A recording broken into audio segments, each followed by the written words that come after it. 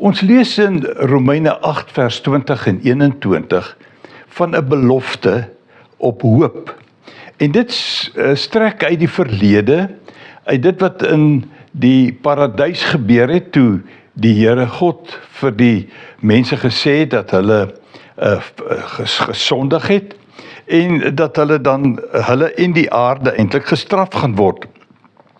En nou lees ons daar dat die aarde is aan verydeling onderworpe, en dan het hy 'n belofte gegee, ten spyte van die vloek wat hy eintlik uitgespreek het, die veroordeling eintlik, kom hy in vers 21 en hy sê, die skepping sal self ook bevry word van sy verslawing aan die verganklikheid, om so tot die vryheid te kom van die heerlikheid, waarin die kinders van God deel sal hê.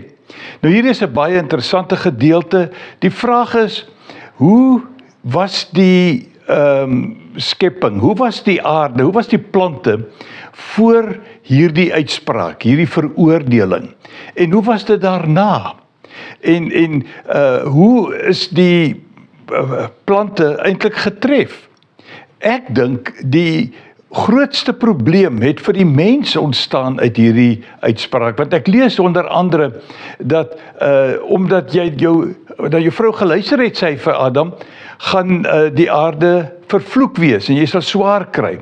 En hierdie mens se swaar kry sien ek iets van in Jeremia 5 vers 30 en 31. Daar staan iets vreesliks en afskuweliks het in die land gebeur. Die profete tree vals op, die priesters regeer met hulle eie gesag, en my volk hou daarvan. Maar dan vra hy, wat sal julle doen as die einde kom?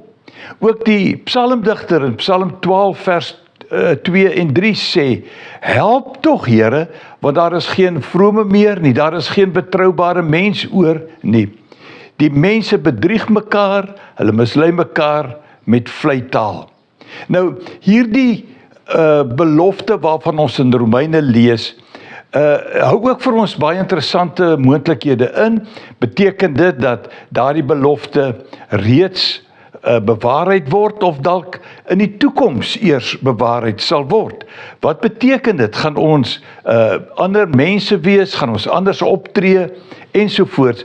Maar ten spyte daarvan sien ek dat 2 Petrus 3 vers 10 sê, ons leef in die verwagting van 'n nuwe hemel en 'n nuwe aarde, wat God beloof het en waar die wil van God sal heers. So, dit is 'n belofte van iets niets, iets anders, hoop vir die toekoms. So, ten spyte van hoe ons daardie gedeelte vertolk, kan ons verwag dat dinge gaan verander.